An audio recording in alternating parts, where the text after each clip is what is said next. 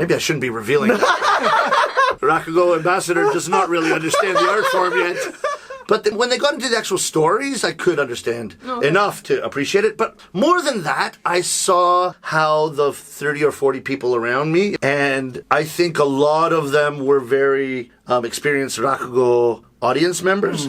So I think they were seeing a story they knew. Just like I would go to the opera in Canada and I'd see an opera, I would never see an opera that I'd never heard before because it's just too much information. I'd always listen to the opera beforehand. Maybe I've seen it a few times. That's what the audience felt like. Then when I talked to them after the show, it's also interesting, like depending on which storyteller does it, the story can have a different flavor to it. Sometimes a little bit of a different script. Everyone puts their own stamp on it.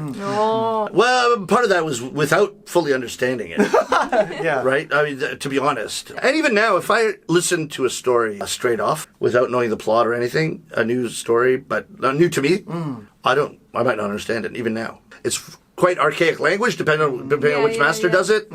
It can be very old language. Like if I want to do a story, then I have to digest it and memorize the words, and I can do it. But it still doesn't mean my Japanese is at that level that if I heard another story of the same difficulty, I'd be able to understand it right away. So it's a bit different, right? Yeah.